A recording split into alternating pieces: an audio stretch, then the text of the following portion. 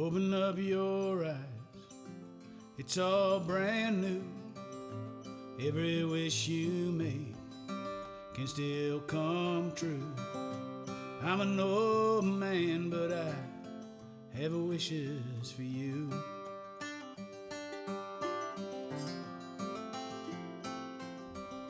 Stay young at heart, be an old soul. Hi folks, I'm Richard Doobie, and this is Think About It. My guest today is actually a return visitor, Peter Boni. Peter is the author of this fabulous book, Uprooted. And Peter was here the last time to speak about trauma. Part of the book, as Peter is going to recount for us now, has to do with a particular trauma that occurred in Peter's life that had to do with the recognition that basically his family was not his family. And we are going to talk about the secrets of assisted reproductive technology. And Peter, thank you so much for coming back. It's much appreciated. I appreciate the invitation. Good. Before we talk about anything, let's get out of the clear definition of what assisted reproductive technology is. Sure, it's really the use of medical science to enable fertility and to enable conception, as opposed to the natural. Right. The fact is that 15% of couples today have a fertility issue. That much. That much. Wow. And this is essentially AI and not artificial intelligence, but artificial insemination, right? Am I correct? AI? Yes. Okay. So when did it all begin? AI that we're discussing today. AI, well, gosh, it goes back to the 1400s, alleged. Really? Where? Well, secret number one in the assisted reproductive technology field is that it was alleged by a medieval king in 1462. King Henry IV was away from his wife for some time, and he wanted to ensure that his daughter had succession to the throne. So he alleged that his sperm was delivered to his wife in absentia. Now, church and state just didn't buy that. I can imagine. And his half-sister discredited that too. So we all know that Queen Isabella succeeded King Henry IV to the throne. But it was actually first documented in 1790 by a doctor on King's Court. I shudder to think the technology that was used. I really do. But I had no idea it dated back that far. When did it transcend to the AI that we know today? I mean, were there experiments first before it was actually implemented? Actually, the first human experiment, secret number 2 in this whole assisted reproductive technology arena, is that it was documented, the experimentation was documented in the 1860s by a physician known as J. Marion Sims, and he's known as the father of modern gynecology. Really? But he's also known as the Joseph Mengele of modern gynecology as well.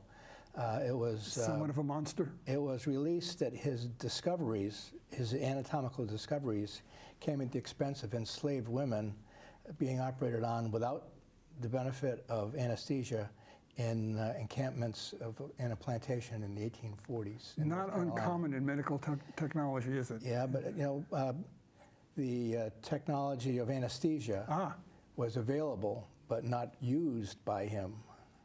For any particular reason, or just that wasn't historical data that you have? Why do it? So the Joseph Mengele of modern gynecology. These women were disposable. Exactly. Okay. Yeah. Okay. So those are the first experiments with AI. When was the first? I hate to use this term, but when was the first successful use of AI outside the laboratory? Actually, it was perfected on the farm, animal husbandry. Oh, of course. Yeah, by a mad Russian scientist who ended up being exiled. He perfected it on farm animals, the poultry, the horses, the sheep, and so forth. And then he began to experiment with hybrid life, for instance, a horse and a zebra. But he went a little bit off the wall here. He started experimenting on human-ape hybrid life before the chromosomal limitations of life was really known. So he tried to inseminate chimpanzees with human semen. And when that failed, he had 3 volunteer women trying to inseminate them with orangutan semen. Well, Stalin had enough, exiled him. He ended up dying in exile, and it was Pavlov who wrote his obituary. Of Pavlov's dogs. And he's known today, not Pavlov, but mad scientist Ivanov is known today as Red Frankenstein. I would imagine so. Now, before we go any further, I alluded to how this all impacted you, but unfortunately I neglected to lead you into it. Just, can you give our audience a brief synopsis of that 49th year in your life? Yeah, well, this is how I got into the whole thing to begin with. Yeah. At age 49, it was 1995. Gosh, that was 29 years ago. Go think about that. Okay. All right? Think Yeah. about that. I remember as a kid, my father saying to me, gosh, that was 30 years ago, as recounting something. I thought, my God, how old, you were ancient. Here I am now, 29 years ago. Okay. 29 years ago, my mother had open heart surgery and a post-operative stroke. And all of the locks that guarded her secret didn't work anymore as she was in rehab. And she began recounting that my dad was not my dad at all. I was actually conceived with the help of a Harvard physician, a fertility specialist, and the sperm from an anonymous donor. An anonymous donor. An anonymous donor. She thought she was dying? Your mom? Well, she began to recover. Mm-hmm. She began to recover, but all of the chains that guarded her secret just didn't work anymore. Well, this is critically important to the tale we're telling here, because the impact it has had on you is the impact it has on anybody who's going through this. So at the age of 49, you discovered that your father's not your father. So that whole side of your family. And of course, he's dead for 33 years. I have nobody to talk to there. So this rage of genealogical bewilderment, what's my genealogy? Yeah, what's my health history? Do I have any siblings? And there's no records kept. So I just did a deep dive of research on the whole science that enabled my being to begin with. Right. Between Harvard Medical School's library, Boston Public Library, I was like a PhD thesis. What did you think your lineage was? In essence, what nationality did you think you were descended from? Well, my dad was Northern Italian. I had his crystal clear Italian blue eyes, Northern Italian blue eyes, but I had a fair complexion, easy sunburn. I was blondish at the time. So inheritance is a complex formula. Who knew? Okay, so now you find out. Mm-hmm. You're 49, you find out. And we're going to move on from this, but I wonder if you can tell the audience just what that feeling is, that void, that feeling of half of you is not what you thought. How did that impact you? Yeah, good question, good question. It's a conflict of feelings, actually, a conflict of emotions. How can you feel angry and jubilant at the same time? How can you feel grief and sadness and happiness all at the same time? It's an incredibly conflicting feeling. Okay, and did it take years to accept? How long did it take to accept? I mean, all of us, the stages of grief, we all know about it. How long does this take you're angry, how long does it take to accept what you are now? Well, I didn't know what I was. I understand. There was no way to accept it. I just kept on researching. Okay. And technology hadn't arrived yet to catch up. DNA technology. Oh, that's right, yeah. All right, I was 12 years in advance of DNA technology before I ever... no Ancestry.com. No 23andMe, no Ancestry.com. Got you. So it took a while. It took me actually, from start to finish, 22 years to discover the source of my seed. And that was an enormously freeing feeling. Wow. Enormously freeing. I finally knew from whence I had come. Oh, the freeing part came when you found out, but you're in limbo up until then. Big limbo, yes. Yeah. I think that's difficult for most of it. It's difficult for me, and I imagine for our audience also, to fathom what that's like, to just not know what half of you is. Yeah. So let's get back to the fact-driven. We have our mad Russian scientist who Pavlov, I think you said, wrote his obit. Yeah. Am I correct? So we move on to the first successful human AI that took place in 1884. That's the fourth secret of assisted reproductive technology. Basically, it took place in a Philadelphia med school under somewhat criminal circumstances. Yeah. Go figure. Yeah. Dr. William Pancoast was treating a patient, an older gentleman with a younger wife who was barren, in quotes, barren, and he had been asked to go figure out why she's not getting pregnant, all right? He was a med school professor at that time. He had a class going on. He examined the couple and he determined that the husband was just, his sperm was a little too old and too weak to do the job. Couldn't have been that now, of course. But he was teaching some of Dr. Sims's principles of gynecology. Gosh. And science has had emerged to the tune that they understood the time of ovulation. So using that, he asked the husband to examine the wife one last time before just telling the husband what's going on. And he chloroformed her, wheeled her into his medical students, his classroom, and the students voted on the most handsome man in the class to donate the sperm. And then that's the sperm that the doctor used to inseminate the woman, who 3 months later was determined to be pregnant. This is similar to the livestock experiments that you spoke of before. I mean, women treated like livestock. Yeah. So she became pregnant. She became pregnant. 6 months into the pregnancy, the doctor told the husband what had happened. And he said, well, you know what? I don't have the embarrassment of being sterile. Let's just not tell anybody, all right, including the wife. So everyone was sworn to secrecy.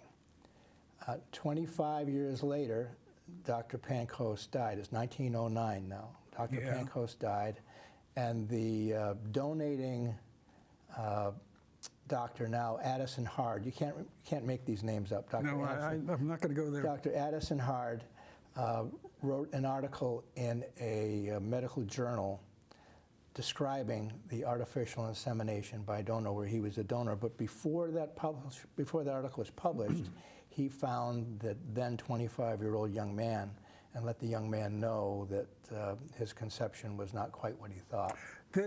I do a bit of writing, and I will tell you, if I submitted this as a screenplay, they would say, no, you know, it's just too far-fetched. Yeah, wouldn't you have liked to have been a fly in the wall when that conversation took place? I can't imagine. Yeah. I absolutely can't imagine. So, when I learned this, I actually fantasized myself about having a knock on my door. Yeah. And what I might have done, how I might have felt.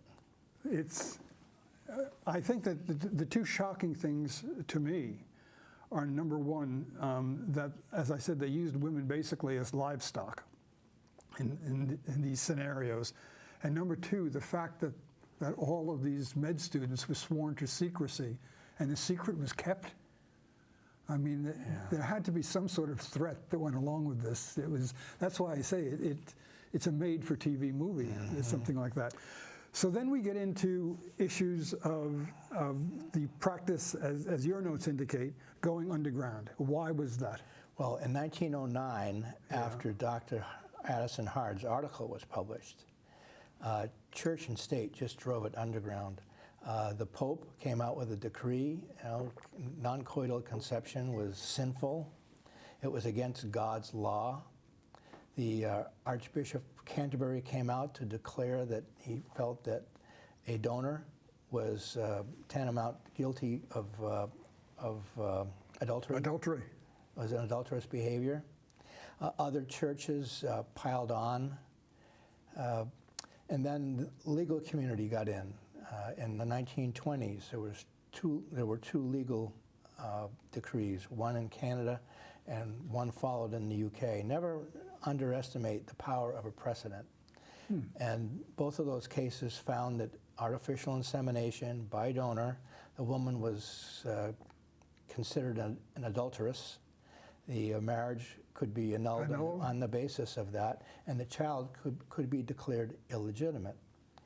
So in 1945, there was a case in Cook County, Illinois, where the Superior Court found that a husband was granted a divorce on the grounds of adultery because his wife had been inseminated by a donor. And the title of that article was interesting, right? Artificial bastards. The child was declared illegitimate. So the article was questioning the legal grounds of an artificial inseminated child. The title, Artificial Bastards. These artificial bastards, I'm wondering if any other rights, I mean, surely the right of inheritance was probably thrown out the window at that point in time. It would be an easy case to argue, you know, against them inheriting anything. Yeah, well, family law had not progressed to the tune that they were even considering what the right, offspring right thing to do would be. So the practice at the time was just to fake a birth certificate. And that's what my parents were faced with at my conception in 1945. So yours was faked? I was conceived in 1945. The practice was to use a different obstetrician than the fertility specialist. Don't tell the obstetrician about the fertility practice. Of course. So that he can sign the birth certificate with the name of the husband. So everybody has clean hands. So I was not a bastard child. I had my father's name and my birth certificate, perfectly legal. And that was a practice that I imagine just rolled on. Exactly. And that was part of the underground rituals that surrounded AI at that time. If you went underground, this is what you did. The doctor who performed the AI was not the doctor who delivered the baby or cared for the mother during her pregnancy.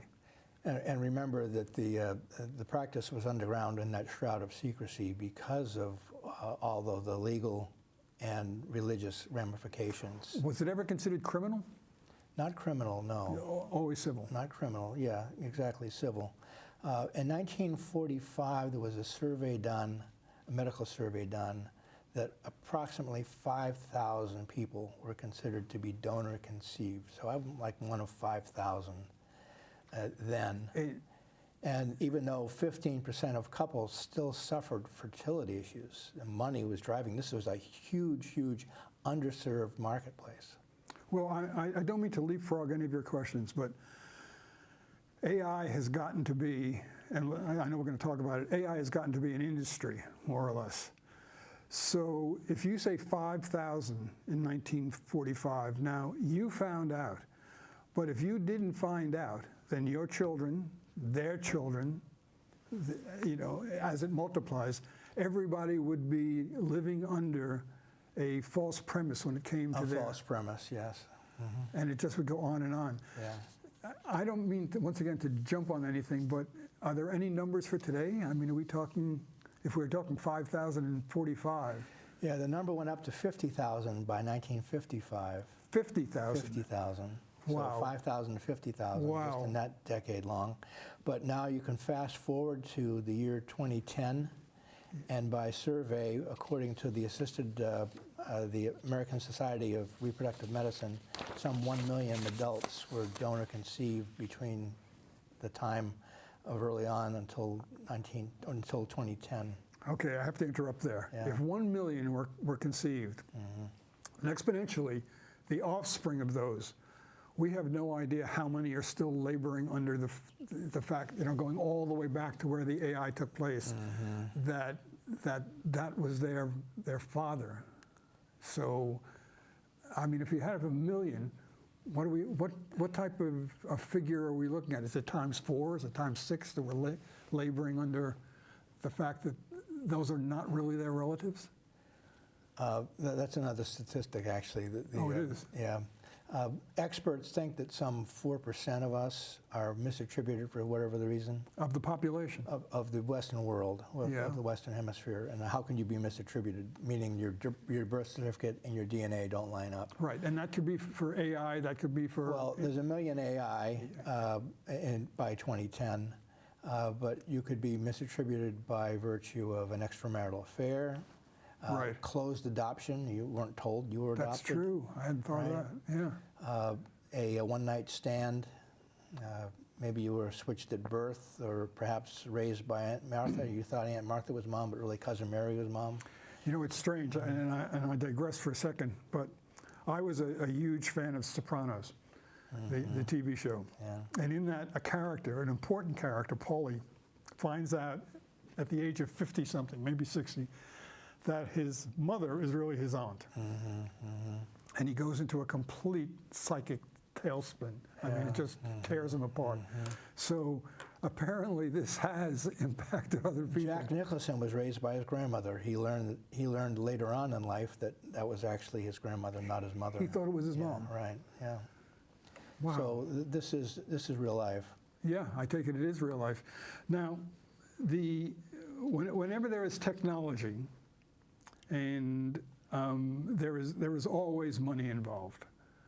I take it this is a very, if you want to make an investment in an industry, this is a fairly lucrative industry? Yeah, very lucrative, but it developed over a period of time. Tell us. Well, in the early 20th century, the next secret of assisted reproductive technology, the practices took on a rather eugenics tone, selective breeding. I want a 5'10" blonde who went to Harvard with blue eyes. And they had to be the right kind of people, both the donor as well as the recipient. The donor at that time, as the practice evolved, was looking to be a college graduate, 25 to 35 years old, preferably married or engaged. They didn't want to bother with testing for venereal diseases, so they thought that perhaps someone who has been coupled up was a lesser risk. The couple needed to be the right kind of a couple in a stable marriage, etc. So as I did my research on this, I thought, gosh, it might be easier to get into Harvard Medical School than to be a donor or a recipient. And then it was further exacerbated by a Nobel laureate in 1965 who started a sperm bank of other Nobel laureates. Oh gosh, I can't imagine what that product sold for. Yeah, well, it ended up being not all that successful. By the time somebody is a Nobel laureate, maybe his sperm is a little old and tired and doesn't do the job anyway. There you go. Well, you know, once again, I don't mean to digress, but I was a big fan of Secretariat, the horse. I saw him race, and Secretariat never produced anything of note ever. I mean, and all AI, because they couldn't take a chance on damaging Secretariat.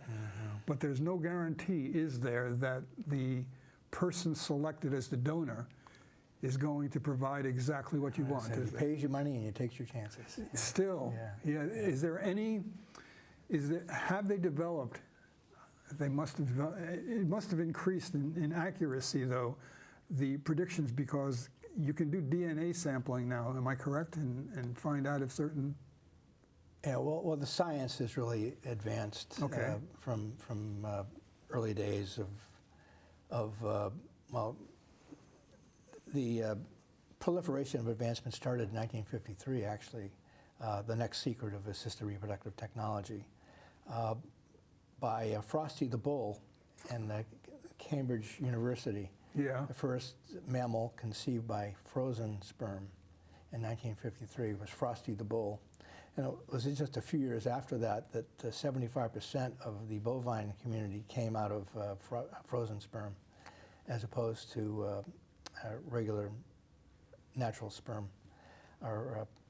And then three humans were conceived that same year using scientific principles from Frosty. From Frosty. In the University of Iowa. Okay. So by 1955, the estimates were 50,000 people that were donor conceived. And in 1969, there were just 10 sperm banks. But with all of the scientific advances, all of the firsts, you had the first IVF from Louise Brown, and the first frozen egg, and a conception from that, the first frozen embryo, a conception from that, surrogacy. And then the AIDS epidemic enabled the proliferation of frozen sperm, the use of frozen sperm, and the proliferation of sperm banks. By 1990, there was some 130 sperm banks, all mom and pop operations, and there was ultimately a consolidation of activity then, and big marketing began to take over. Now, I know from my reading that IVF is an incredibly expensive procedure. I mean, from start to finish, you know, $30, $50, $70, $80,000 is not unheard of. So going back to the 1969 10 sperm banks, tell us about, I mean, when you say sperm banks, were these scientific, were these laboratories where this took place, or were these just many of the sperm strip banks malls? then were in doctors' offices. Okay. And they had freezers and just stuck That them was in. it? Yeah, basically. So there was a consolidation of the industry that enabled about 24 sperm banks now today they're run by marketers from Procter & Gamble, not by medical professionals. They use principles of FedEx shipping and catalog marketing to sell their wares. It's forbidden to import sperm, so we have the marketplace to ourselves in the United States. They can export, but Now, this may seem like a really dumb question, but the need for sperm banks, if it's proven that either for IVF or the motility of the male sperm is not what it should be, why go to a sperm bank as opposed to somebody? Is it the embarrassment, that factor that causes the need for sperm banks? in the old practice, they considered that if you went to someone local, the affection of the wife might go to the It's her fault again. Right? yeah, to the of course. to the sperm donor itself. So they began to just use anonymous donors. All right. Yeah. And the anonymity gave an element of okay to the fraud that was occurring regarding Right. the paternity of the child. And were there any regulations on these sperm banks? In essence, when you say that you are getting sperm from a very healthy person, are there physicals for the sperm donors? Are there record checks for the sperm donors? Or anything done as far as? Yeah, well, this is the issue here. There are no laws on any of this. This is a wild open field, like the Wild West. Still? It is the Wild West. There's no laws on requiring the identification of a donor. There's no laws requiring the genetic testing of a donor. There's no laws requiring the recording of a health history of a donor. There are no laws requiring a limitation to the numbers of offspring per donor. There's no laws regarding the formulation of a sibling registry so people know who their siblings are. There's no laws regarding the counseling of either a donor or a recipient regarding the needs of the donor conceived. And there are no laws on the books that establish any kind of a defined penalty for blatant fertility fraud. For instance, a doctor using his own sperm, Yeah. or somebody going to a sperm bank and stating that they have a PhD and speak 6 languages, but really they're a convicted felon and a schizophrenic, real case, by the way. So when a woman or a man and a woman decide to use a sperm bank for whatever reason, like you say, you pay them money to take a chance and that's it. And sperm can be shipped interstate. Are there any regulations? No, it's caveat emptor, really. Sperm banks claim that they have some practice standards. They have some practice standards. Standards are not legally binding. The assisted reproductive technology industry has a trade association, the American Society of Reproductive Medicine, that has a guideline of 800,000 population, no more than 25 children produced from one donor. in that 800,000 population. Now that sounds reasonable. Yeah. That means in the city of Boston or the city of Sacramento, I might have a dozen siblings or 25 siblings. Now, if I were in metropolitan Boston, I'd have 125 siblings using that guideline. Yes. If I were in LA or New York City or a much larger population using that guideline, not a law, a guideline, I could have 250 siblings. Now if I went to different sperm banks, for instance, if I went to 4 different sperm banks and 4 sperm banks use that guideline, they don't have to, if they use that guideline, I could have 1,000 siblings. But mathematically, it is possible, and I hate to use this, but mathematically it is possible for you to marry your half-sister. Oh, yes. Yeah. Wow. Yeah, there's a I never know it. There's a recent case where a woman, 30-year-old woman, did a DNA test and learned she was donor conceived, and she found a half-sibling, and the half-sibling was also donor conceived, Yeah. who was her first high school boyfriend she was intimate with at the senior prom. This just, it gets darker and darker. I mean, the possibilities get darker and darker. You know, the thing is, there's no laws against this. There are laws for the bovine, equine, swine, canine community. I was about to mention that because I am very familiar with Labrador Retriever breeding, having had a very successful kennel years and years and years and years ago.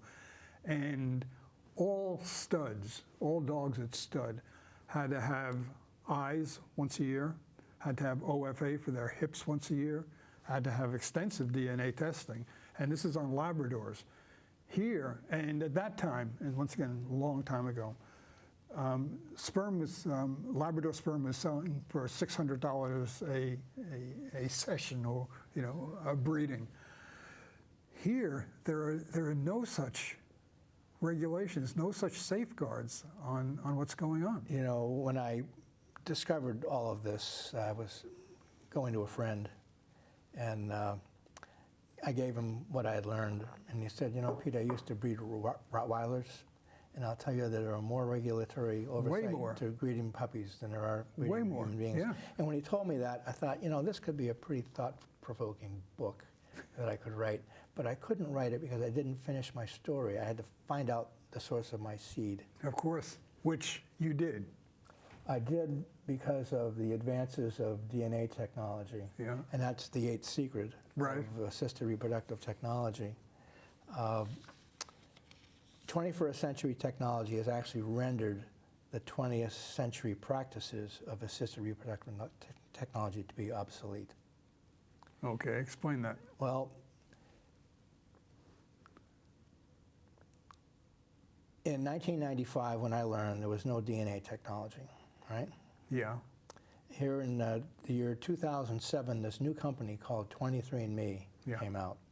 And it was the first ever consumer internet-provided technology, DNA. For DNA. So Time magazine gave that recognition as the invention of the year in 2008. The laws have been upgraded. The illegitimate label has been removed from a donor-conceived person. The practice technology, though, the practice methodology is just stuck in the 20th century. In 2012, Ancestry.com came out. They had a business that was using all their records to enable family trees. Mm-hmm. Well, this was an ancillary product for them. Right. And 5 years later, they had a customer base larger than the customer base of 23andMe. I'm a customer. Yeah. I've used it. So it was actually in 2017, using Ancestry.com the second time. I used 23andMe the first time. In 2017, I used Ancestry.com, and I discovered the source of my seed. Okay. So that was freeing for me. I'm sorry, what year was that? 2017. Okay, so it's only 7 years ago. 1995 to 2017 took me 22 years of research to find that. And what was that like? Well, I said it was a freeing, just an enormously freeing feeling. Yeah, but I want a bit more than just, I mean, there was a day that you found out that this is the source of who I am? Actually, it was about 7 years ago this week. Okay. Actually, I was in Pine Sky having lunch.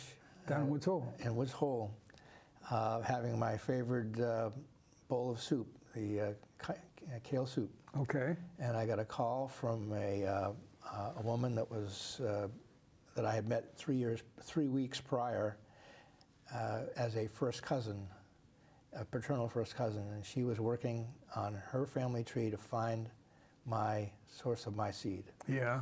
So she called me and said, "Are you sitting down?"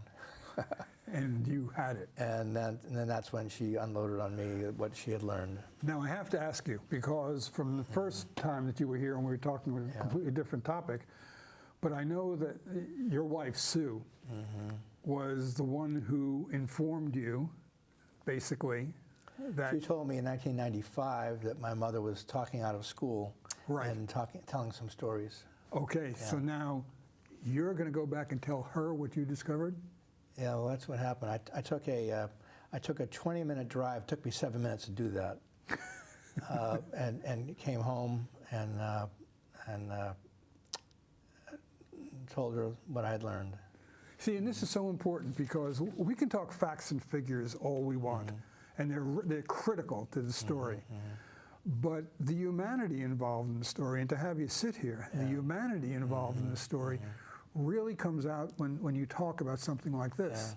Because here you are, you know, your wife is an integral part of this entire part of your life. Yeah. I mean, from finding out your dad's not your dad to now finding out who your source. Not only was I free, I felt whole. Sure. You know? Sure. How did Sue feel? Thrilled for me. Yeah, I'm sure. And she was conditioning me that maybe I would never know. Yeah. You know? Yeah. Yeah. So here you are now. You've sort of come to the end of your road, not the end of necessarily what we're talking about here. But what do you see as the future for AI, the future for government either intervention or at least some sort of regulations? Well, you know, we have the SEC, the FCC, the ATF, the FDA. I'll give you all the other initials of organizations that are serving the public interest. But there's no such organization serving the public interest in the assisted reproductive technology field. Is there any sort of anything on the horizon? Is there anything being spoken of that you know of? I've been donating proceeds of my book for the last 3 years to a couple of advocacy organizations that are working towards this regulatory oversight. Right. And they've been doing it on a state-by-state basis. The state of Colorado was the first to enact a total donor-conceived Bill of Rights, if you will. There are now 13 states that have fertility fraud legislation that they have approved. But there are no Bill of Rights. Massachusetts does not have a donor Bill of Rights. No, there's no donor Bill of Rights, and only one state so far. California had a legislature approve one, and they gave it to the governor, and he sent it back because he did not want to have the state absorb the cost of the sibling registry. So that's gone back to the drawing board for replay, but it's going on. There are movements afoot in our Congress, in the United States Congress, to have this looked at as well.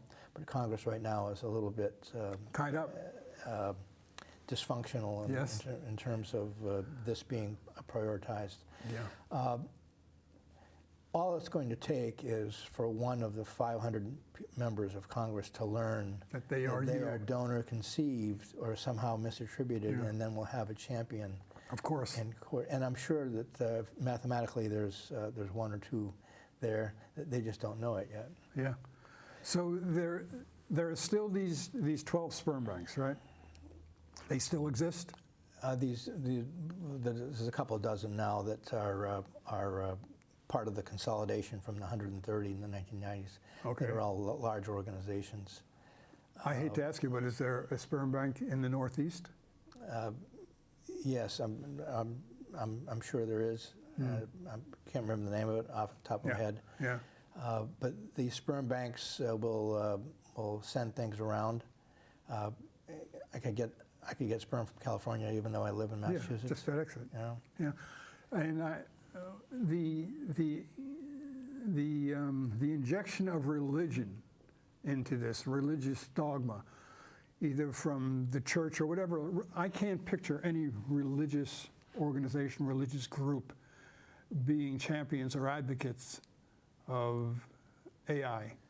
So I take it there is nothing but obstacles. Yeah, well, even the church today, the Catholic Church today has their issues with IVF. Yes, right? yeah. So science will find its way no matter what, and 15% of a population having a fertility issue is a big market, and that's a big market demand that must be fulfilled. That 15%, of course, is both sexes, men and women. Yeah. So that's a huge, I mean, in my head. A huge underserved marketplace. Yes. So today you have the assisted reproductive technology field is a $40+ billion industry. Unregulated. Unregulated. The sperm itself is like a $5 billion industry. Egg is another couple of billion. Then you got the embryo on top of that. So the money is really big.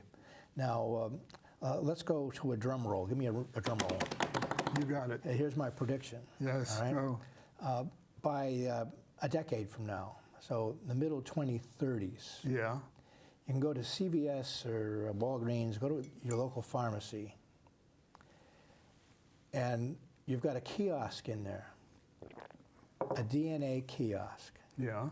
The mainstream of the DNA marketplace is not so you can figure out if you're 50% Italian or whatever your genealogy is. It is personalized medicine. So in this kiosk, I'll lick a plate, I'll stick it back in with my credit card, I'll get an instant readout of what my DNA component is, what vitamin on the shelf can best be utilized by the protein content of my body that's specific to my body, my DNA. Yeah. All right, now with that is going to be some unintended consequences because people are going to be looking and saying, well, something isn't quite right here. I'm going to have to do what I did. And I call up my mom and say, hey, Mom, we have to talk. Right? So it's going to uncover a whole bunch of Peter Bonis. Unintended consequences. So in the DNA universe today of customers, there's about 50 million worldwide. Now it's When you say 50 million customers, 50 million customers that have already gotten their DNA. They've already asked for They've it. already gotten their DNA. Ancestry or whatever. So the prediction is that, the estimate is that some 4% of them are misattributed for whatever the reason. Right. And we went over the myriad of reasons. All right. Right. Let's up the number, and that's 50%. That's 4%, assuming misattributed by parentage. Right. All right. Well, you have how many parents? 2. How many grandparents? Yeah, you have 4. How many great-grandparents? Yeah, you go on It's and on. exponential. If I use that 4% number, Yeah. and I look at my high school graduating class, Yeah. I have 100 kids. My high school graduating class of 100 has 4 people that are misattributed directly to their parents. I'm one of them. I know of 3 others that are similar for dissimilar reasons. Right, of course. All right? Now, if that 4% number holds and skips generations, my entire high school graduating class of 100, from Wareham High School, by the way, in 1963, Yeah. are misattributed to the 3rd to 6th great-grandparents. So all those stories of family lore might be true, but then there's a 4% chance and it's not. Not being. And 4% might sound little. 4% of 10 people, of course, is very little. 4% of 50 million is not such a little gathering. Pew Research has done a study on the 50 million people. Yeah. And they found that some 22% of them have found that their DNA and their family tree aren't connected. Now, that's not parentage. That's parents, great-grandparents, great-grandparents, great-grandparents, and so on down the line. But that's some research to kind of corroborate that number Sure. is significant. We're going to have to wrap it up soon, but one question I'd like to ask you, and this is not a statistical question. With Ancestry.com and organizations like that, it's quite easy to get your DNA. It's quite easy to have your ancestry traced.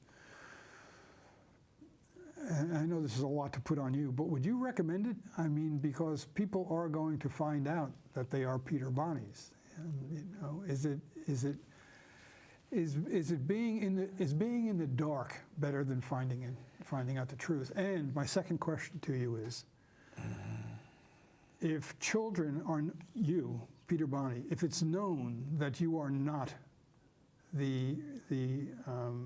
that your father is not your father, that you are not the result of that, do you feel it's better for the child to find out? Would you have found, if you found out early, would you have been more comfortable than the shock at 49? All right, there's several questions you gave me. Yeah, I know. I'm sorry, I'm but trying to break them down. pull them out. Personally, there's a quote, I don't know who it's attributed to, but I'll use it. I would rather cry 1,000 tears over the truth than smile one smile over a lie. Okay, All that right. answers that. So that's how I feel personally. Okay, personal. All the social science research that has been done state that it's just in the best interest of the child to have his origin part of his woodwork right from the get-go. Makes sense. And then figure it out, as opposed to be surprised at whatever late age. For me, I was 49, Yeah. right? Because that comes with some significant traumatic disruption. So that gets to the second part of my question. You answered the first part. The second part is, it was trauma for you at 49. Well, if you find out at 50 or 60, do you want the trauma, or do you want to just, I would rather cry 1,000 tears over the. I hear you. Okay. So Go ahead. the truth sets you free. Yeah, okay. Go over the ninth secret and the 10th secret of assisted reproductive technology quickly. The fertility rates actually have decreased 50% since 1980 in the Western Hemisphere. Variety of reasons, mostly toxic environment and the biological clock, people are waiting longer to have a child. While the population of donor-conceived people, according to the survey of 2010 by the American Society of Reproductive Medicine, has increased some 50% in the last decade. So that's 500,000 more donor-conceived people, many of whom do not know it. Don't know it. And they have 100 or more siblings that they don't know. Now, where in any kind of ethics does that make any kind of sense? None. The last secret of assisted reproductive technology, we talked about Red Frankenstein. Yes, we did. The last secret is given the lapse of ethics in law. Yeah. The next Red Frankenstein is yet to be nicknamed. Monash University, a prime fertility scientific university in Australia, has a model embryo, no sperm, no egg. We've been, we've been cloning sheep and other mammals. It's just a matter of time before we succeed in doing this with the next mammal, the human being. So in the absence of ethics, the next Red Frankenstein has yet to be nicknamed. Of course. That's a scary, number 10. Scary thought. So are we into a brave new world or another Orwellian society without some kind of corral of legality on this? You know, Peter, this is the conversation we had in the entire area that we're talking about is hardly spoken about at cocktail parties. It's not a common discussion to have, but I hope our audience gets some sense of the urgency that's involved. Yeah, well, not just for Peter Boni's story, but from all the stories that are out there. Well, it's on steroids today, too. When you take a look at the impact of the .com revolution on donor conception, do you feel confident getting a sperm donor through Craigslist is going to be a high-quality product? Yeah, you got offshoring and outsourcing going on. Offshoring, you can, in the third world countries in Eastern Europe, you have sinister forces gathering eggs from poor disenfranchised women feeding them with drugs to increase their production, and then taking that and shipping it off to the highest bidder overseas. No regulations. No regulation. You got surrogacy with no regulation. We didn't even talk about surrogacy. Rent an oven. Yeah. Rent an oven in the Ukraine or in China. Or We didn't India. even talk about that. And that's, unfortunately, we sort of have to wrap it up now. But as I think my audience can see, this is an area, this is a subject that is rife with the possibility, I should say, of unscrupulous people getting involved in it. There certainly is, you're rolling the dice no matter what you do. And unfortunately, there are a lot of Peter Bonis out there. The sad part is what you were talking about, those in the darkness who don't know and will never know. Yeah, of the million adults, it's likely less than 10% of them really know. So my goals for the book, for my book Uprooted, I wrote There you that. go. I wrote that not only as a deeply intimate memoir, but also a tell-all expose on this industry, Yes. with 3 primary goals. I'm all for science to enable wanting people to have a family, if it's practiced with some consideration for the very people created by the science. So to positively impact the practice of assisted reproductive technology, number 1. Number 2, to influence the legislative agenda along the lines of a donor-conceived Bill of Rights. Right. And number 3, to speak to some of the needs and emotional well-being of many of those 4% of the people that are misattributed for whatever the reason. Right. Because their feelings and their trauma are very similar to the feelings and trauma felt by the donor-conceived. Exactly. Well, as I said, the book is fantastic, Uprooted.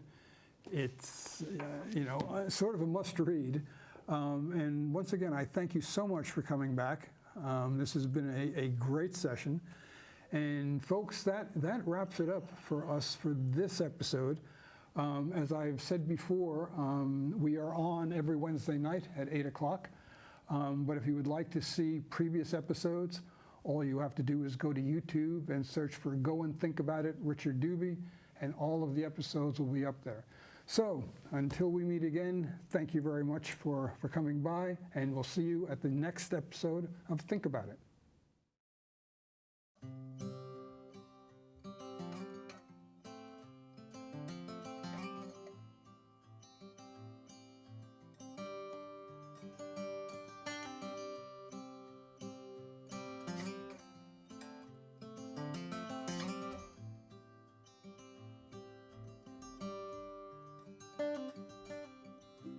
Open up your eyes, it's all brand new.